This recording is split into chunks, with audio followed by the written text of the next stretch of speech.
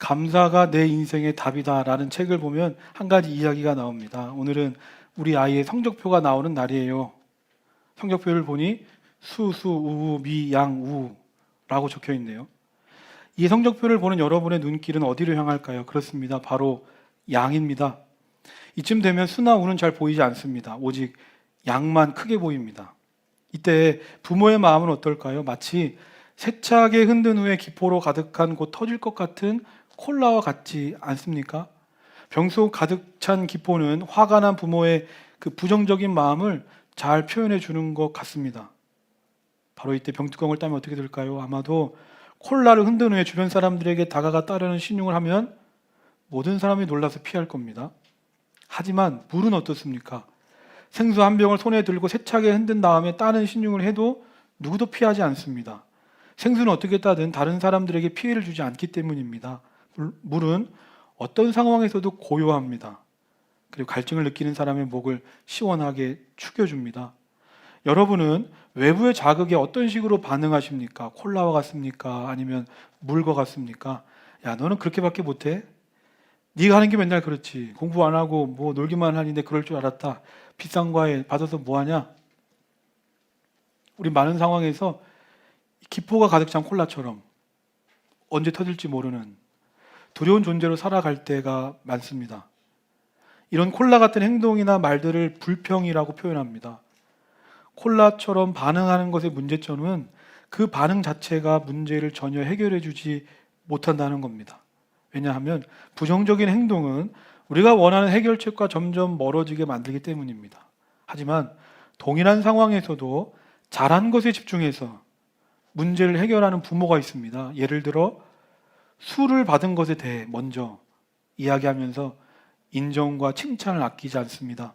그런 후에 어떤 과정에서 그렇게 좋은 성적을 받을 수 있었니? 질문합니다.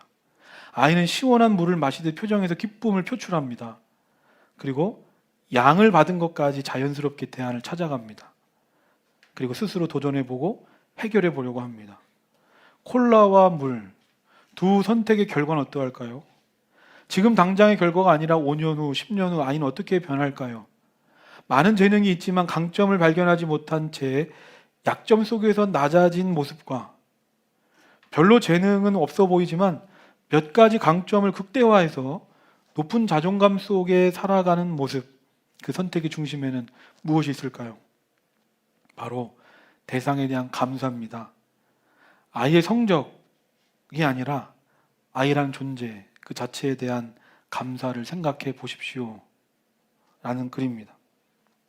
누가복음 17장을 보면 예수님께서 그 나병 환자 10명과 만납니다.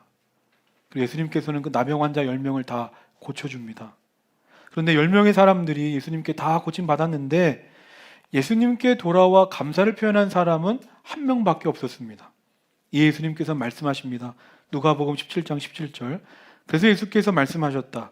10사람이 깨끗해지지 않았느냐? 그런데 9사람 어디 있느냐? 분당 우리교 이찬수 목사님은 이 말씀에 대해서 이렇게 설명합니다. 10명 중에 한 사람만 예수님께 돌아와서 감사를 표현했는데 그렇다면 나머지 9명은 그 9명들도 분명 자기들 마음은 감사한데 성품이, 성격이 내성적이라서 표현을 잘 못해서 예수님께 감사 표현을 하지 않은 걸까? 예수님께서 우리 마음 다 아시니까 내가 말로 표현 안 해도 내 안에 감사하는 마음만 있어도 괜찮다고 한다면 예수님은 아마 자신에게 돌아와서 감사를 표현한 그 한 사람에게 넌 뭐하러 여기까지 와서 고생하느냐? 마음만 있으면 충분하다라고 하시면서 9사람 어디 있느냐라고 묻지 않으셨을 겁니다. 그런데 예수님은 9사람을 찾으신다는 겁니다. 10사람이 깨끗해졌는데 어떻게 너 혼자 왔냐? 그러면 9사람은 어디 있느냐? 이겁니다. 감사는 내 마음이 아니라 내 입술로 고백되어지고 내 삶으로 표현되어질 때 감사가 완성된다는 겁니다. 저는 예수님께 병고침을 받고도 돌아와 예수님께 그 감사하지 않았던 그 9명의 나병 환자들이 결코 감사를 몰랐던 사람들이라고 생각하지 않습니다. 그들의 마음에도 분명 그 예수님을 향한 감사의 마음이 있었겠지만 그들은 감사를 표현하는 것에 인색했던 게 아닐까? 우리도 그러지 않습니까?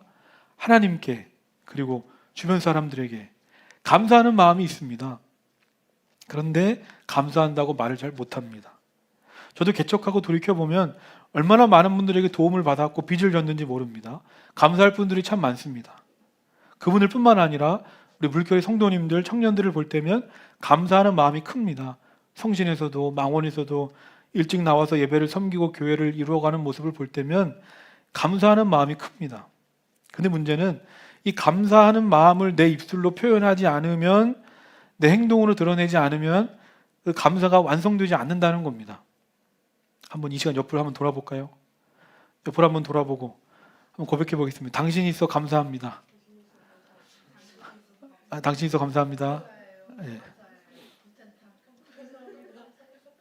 예. 방금 그 이야기한 누가복음 17장 말씀을 다시 보면 10명의 나병 환자들이 예수님께 병 고침을 받았지만 그 중에 한 사람만 예수님께 돌아와 감사를 고백합니다. 그러자 어떤 일이 일어나는가? 누가복음 17장 19절 주보에 있는데 함께 읽어보겠습니다. 시작. 그런 다음에 그에게 말씀하셨다. 일어나서 가거라. 네 믿음이 너를 구원하였다. 내 병을 고쳐주신 주님께 마땅히 드려야 할 감사를 고백하고 표현했던 겁니다. 감사한 일에 감사합니다 표현했던 것밖에 없습니다. 그런데 그 감사가 더 큰 감사를 불러온다는 겁니다. 육신의 병 고침과는 비교할 수 없는 내 영혼이 구원받아 새 생명을 살게 된 겁니다. 오늘은 감사하는 11월, 이 범사에 감사를 주신 믿네 두 번째 시간으로 오늘 본문은 창세기 35장입니다.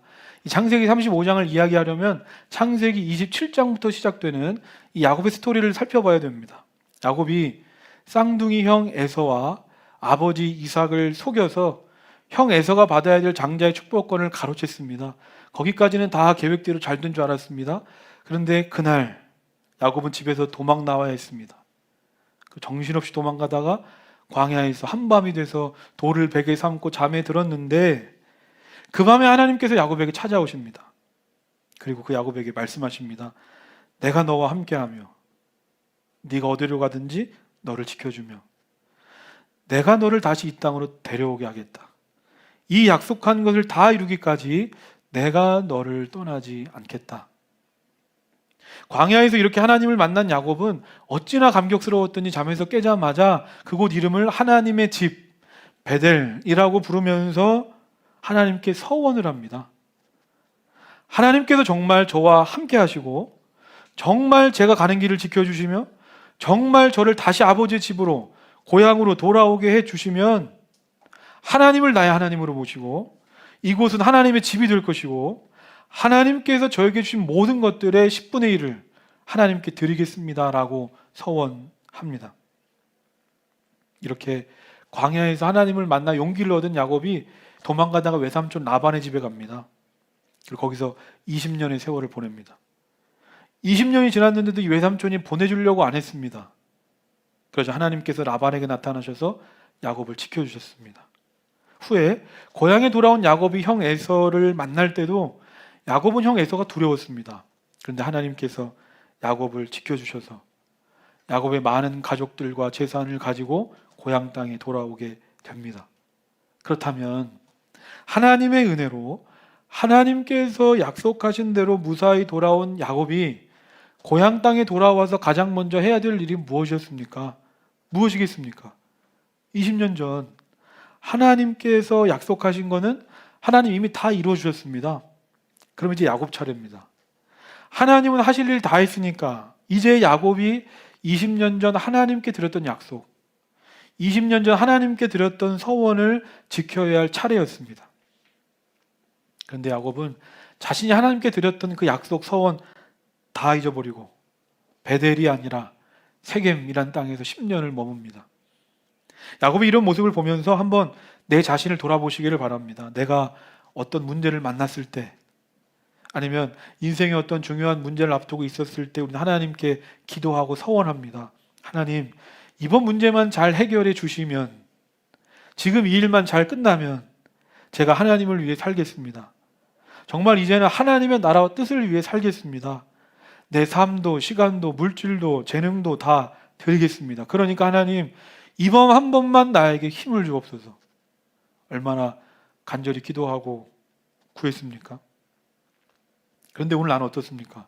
야곱처럼 은혜 받을 만한 자격도 없고 조건도 없는 존재 이것만, 그럼에도 불구하고 하나님은 나와 함께 하시고 내가 어디로 가든지 나를 지켜주시며 나에게 해주셨던 약속을 다 이루어주셨는데, 정작 나는 하나님께 기도했던 것, 아니 내가 하나님과 약속했던 게 있었나 할 정도로 다 잊어버리고 살지 않았습니까? 이후에 야곱이 어떻게 됩니까? 오늘 본문의 앞장 창세기 34장을 보면 야곱의 딸 디나가 세겜 땅의 추장의 아들에게 강간을 당합니다. 그러자 디나의 오빠들이 참지 못하고 이 추장의 아들은 물론이고 그 부족의 남자들 다 죽여버립니다. 이 소식을 들은 야곱이 아들들을 나무랍니다. 왜냐하면 가족에 대한 복수였지만 엄밀히 말해서 야곱과 가족들은 가나안 원주민들 입장에서는 자기들은 여전히 이방인인데, 이방인의 손에 의해서 그렇게 원주민들이 다 죽었으니까 가나안의 다른 부족 원주민들이 아마 우리 가만두지 않을 거다, 피해 보복과 피해 복수가 시작될 게 뻔했기 때문에 야곱은 그 길로 세겜을 떠납니다. 바로 그때였습니다. 피해 보복, 피해 복수를 피해서 어디로 가야 하나 막막하고 비참하여 어느 것 하나 생각나지 않는 그 순간에 하나님께서 야곱에게 찾아오셔서 말씀하십니다. 오늘 말씀 1절입니다. 우리 함께 읽겠습니다. 시작. 하나님이 야곱에게 말씀하셨다. 어서 베델로 올라가 거기에서 살아라. 네가 너의 형 에서 앞에서 피해 도망칠 때에 너에게 나타난 그 하나님께 제단을 쌓아서 바쳐라. 하나님께서 말씀하십니다. 베델로 올라가라. 그리고 하나님을 위한 제단을 쌓아라. 베델이 어떤 곳입니까? 제가 앞서 얘기한 대로 외삼촌 라반의 집에서 20년, 그리고 세겜에서 10년, 도합 30년. 30년 전에 야곱이 형 에서를 피해 광야에서 잠을 잘 때 감격적으로 하나님을 만나고 하나님께 서원했던 그곳이 베델이었습니다. 그러니까 하나님께서 말씀하시는 겁니다. 네가 잊어버렸던 베델로 올라가라. 그리고 거기서 지난 날 하나님께서 너에게 베푸신 은혜에 대한 감사의 예배를 드려라. 지금 야곱의 상황이 어떻습니까? 주위에는 자기를 죽이려고 하는 이들로 가득합니다. 그런데 하나님께서는 이런 야곱에게 다른 말씀을 하시는 게 아니라 감사하라고 하신다는 겁니다. 감사해라. 아니 그렇다면 하나님께서는 왜 이때 감사 말씀하시는가? 1절 말씀 다시 보면 하나님이 야곱에게 말씀하셨다. 어서 베델로 올라가 거기에서 살아라. 네가 너의 형 에서 앞에서 피해 도망칠 때. 하나님께서 야곱에게 말씀합니다. 베델로 올라가라. 그리고 네가 너의 형 에서 앞에서 피해 도망칠 때 있잖아. 네가 광야에 있을 때. 그때 너와 함께 하신 하나님을 기억하라. 3절입니다. 이제 우리는 이곳을 떠나서 베델로 올라간다. 거기에다 나는 내가 고생할 때 나의 간구를 들어주시고 내가 가는 길 어디에서 나와 함께 다니면서 보살펴 주신 그 하나님께 제단을 쌓아서 바치고자 한다. 야곱이 지금 가족들에게 말하는 겁니다. 내 지난날 돌아볼 때 얼마나 많은 어려움과 환난이 있었는지 모른다. 그런데 때마다 내가 하나님을 바라보면, 그때마다 내가 하나님께 기도하면 하나님은 언제나 내게 응답하셨고 내가 가는 길들 동행하여 주셨다. 이겁니다. 왜 하나님께서는 고난 가운데 있는 야곱에게 감사 예배를 드리라고 하실까?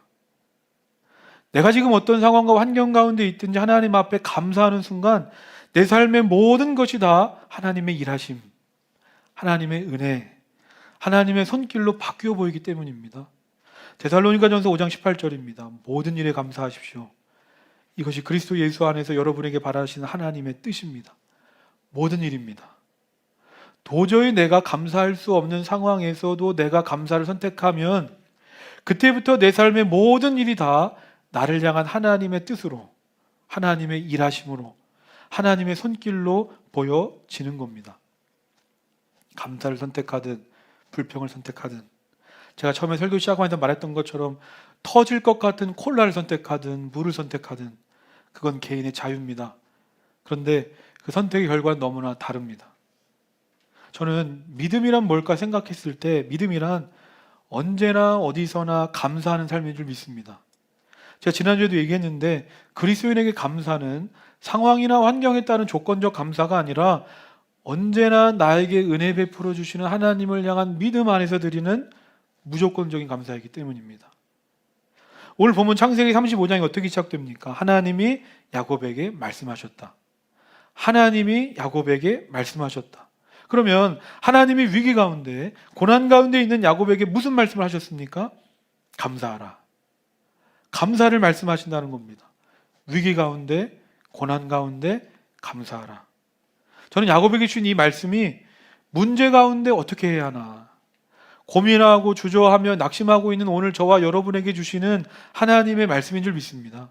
하나님께서는 지금 우리에게 이 세상을 살면서 끝없이 겪게 되는 문제 앞에서 그것을 이기는 방법을 말씀해 주십니다. 잊지 말고 기억하라. 문제를 만났을 때, 어려움을 만났을 때 감사해라. 도저히 감사할 게 없습니다, 하나님 하는 그때에도 하나님 앞에 나와 감사의 예배를 드리라. 그리하면 그 감사가 더 큰 감사를 불러올 것이다. 국제구호 활동가이자 작가인 한비아 씨가 있습니다. 한비아 씨의 아버지는 잘 나가는 기자 출신으로 유복한 집안이었습니다. 그런데 어린 시절 아버지가 돌아가시면서 집안 형편이 어려워졌습니다. 그러다 보니까 한비아 씨는 경제적 어려움으로 인해서 대학 진학을 포기했습니다. 그런데 명문대에 다니던 한 남학생이 한비아 씨를 따라다니는 겁니다. 처음에는 거절했는데 자꾸 따라다니니까 정이 들어 교제하기 시작했고, 시간이 흘러서 이제는 남자친구 집에 가게 됐습니다. 거기서 남자친구의 부모님을 만납니다. 집에 들어가니까 남자친구 어머니가 반갑게 맞아줍니다. 그러다 남자친구의 어머니가 지금까지 너무나 궁금했던 것, 그러나 아들이 절대 알려주지 않았던 것, 그 한 가지를 질문합니다. 비아야, 너 어느 학교 다니냐? 그래서 아무 생각 없이 이렇게 대답했습니다. 예, 저는 아직 학교 안 다니는데요. 그 순간 남자친구 어머니의 그 얼굴이 창백해지더랍니다. 그리고 자기를 쳐다보는데 그 눈빛이 꼭 이런 표정이었답니다. 아니, 고졸인 네가 감히 내 아들을 넘봐?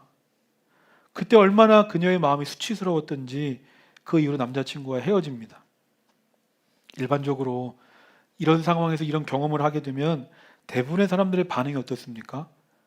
불우한 자신의 환경을 탓하고 원망하면서 열등감의 자리로 빠져갑니다. 그런데 한비아 씨는 달랐습니다. 놀랍게도 그녀는 그때를 회고하면서 그날의 모욕적인 순간을 대학에 진학하는 에너지, 원동력으로 사용했다고 말합니다. 잊혀지지 않는 그 눈빛을 늘 마음에 그리면서 난 대학에 가고야 말 거야 결심했고, 그녀는 어려운 환경을 이기고 결국에 대학에 가게 됩니다. 몇십 년이 지난 지금도 그때 그 장면이 잊지 못할 상처로 남아있지만 한비아 씨는 그것으로 자기를 파괴하거나 무너뜨리지 않고 자신의 인생을 성장하고 성숙해 하는 선택을 했다는 겁니다. 그렇다면 이 이야기가 오늘 우리에게 말하고자 하는 건 뭡니까? 감사는 조건이 아니라 선택이다. 조건이 아니라 선택이다.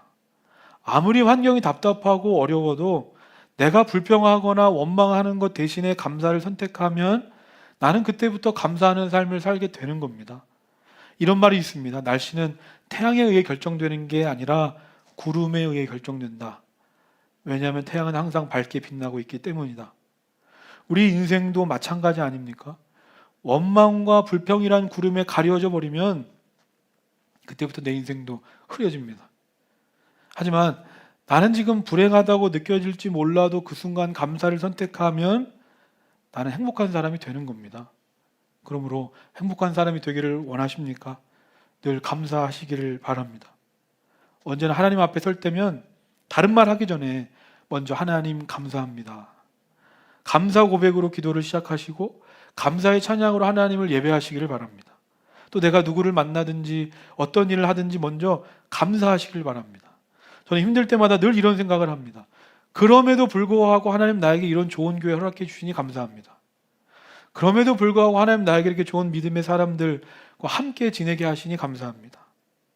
나는 그저 감사를 선택한 것 뿐인데 그 순간 내 삶을 가리고 있던 구름이 다 사라져 버리는 겁니다. 오늘 말씀의 야곱도 그렇습니다.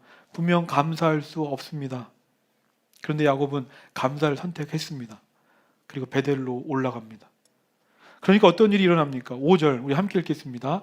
시작. 그런 다음에 그들은 길을 떠났다. 하나님이 사방에 있는 모든 성읍 사람을 두려워 떨게 하셨으므로 아무도 야곱의 아들들을 추격하지 못하였다. 놀랍지 않습니까? 야곱이 한 일은 아무것도 없습니다. 그저 하나님의 말씀대로 감사를 선택한 것밖에 없습니다. 그런데 불행과 감사 중에 감사를 선택했더니 정말 하나님께서는 야곱으로 하여금 감사 위에 감사를 살게 하십니다. 조금 전까지만 해도 야곱과 가족들을 죽일 듯이 추격해오던 원수들이었는데 하나님께서 그들에게 두려운 마음을 주셔서 더 이상 야곱을 추격하지 못하게 만드십니다. 오늘 말씀 6절부터 9절입니다. 우리 함께 읽겠습니다. 시작. 야곱과 그가 거느린 모든 사람이 가나안 땅 루스 곧 베델에 이르렀다. 야곱이 거기에서 제단을 쌓은 뒤에 그가 형을 피해서 떠날 때 베델에서 하나님이 나타난 것을 생각하고 그곳 이름을 엘베델이라고 하였다. 리브가의 유모 드보라가 죽어서 베델 아래쪽 상수리 나무 밑에 묻히니 사람들이 그 나무 이름을 알론 바굿이라고 하였다. 야곱이 밧단 아람에서 돌아온 뒤에 하나님이 그에게 다시 나타나셔서 복을 주셨다. 야곱은 몰랐습니다. 하나님께서 원수들에게 두려운 마음을 심어주셔서 그들이 추격을 포기했는지 몰랐습니다. 아마 지금도 야곱은 적들이 추격해 오고 있을 거라고 생각했을지 모릅니다. 그런데 아무리 상황이 힘들고 어렵고 복잡하고 눈물이 나도 내가 하나님과 했던 그 약속을 기억하고 감사함으로 순종하면 하나님께서는 반드시 모든 상황과 문제를 극복하고도 남을 만한 복을 주신다는 겁니다. 마지막으로 14절 15절입니다. 야곱은 하나님이 자기와 말씀을 나누시던 곳에 기둥 곧 돌기둥을 세우고 그 위에 부어드리는 제물을 붓고 그 위에 기름을 부었다. 야곱은 하나님이 자기와 말씀을 나누시던 곳의 이름을 베델이라고 하였다. 늘 하나님께 받은 것에만 익숙했던 야곱이 드디어 하나님께 드립니다. 30년이 지났지만 30년 전 약속 그대로 기둥을 세우고 제물을 드리고 구별을 상징하는 기름을 부으며 감사의 예배를 드립니다. 저는 우리의 신앙도 달라지기를 소망합니다. 늘 하나님으로부터 받는 신앙인이었다면 이제는 내가 하나님께 드리는 겁니다. 특별히 지난날 내가 야곱처럼 하나님께 서원했던 것이 있다면, 약속했던 것들이 있다면 그것을 돌아보고 순종함으로 하나님께 드릴 수 있는 감사하는 11월이 되기를 소망합니다. 그러면 내가 뭘 하나님께 드릴 수 있겠습니까? 내가 무엇으로 하나님 기쁘시게 할 수 있겠습니까? 내가 무엇으로 하나님께 받은 은혜 되갚을 수 있겠습니까? 그것은 은혜 받은 자로서 마땅히 드려야 할 것이지만 지금까지 드리지 못했던 하나님을 향한 감사인 줄 믿습니다. 하나님께서는 오늘 이 시대를 향하여 말씀하십니다. 아홉은 어디 있느냐? 아홉은 어디 있느냐? 하나님은 우리에게 다른 거창한 걸 요구하신 하나님이 아닙니다. 하나님께서 나에게 베푸신 놀라운 은혜를 알고 그 은혜에 내가 드릴 수 있는 최고의 예배, 또 최선의 섬김으로 감사할 때 하나님께서 그 감사 위에 더 큰 감사로 함께 해 주실 줄로 믿습니다. 오늘 말씀을 기억하면서 우리 함께 찬양하겠습니다.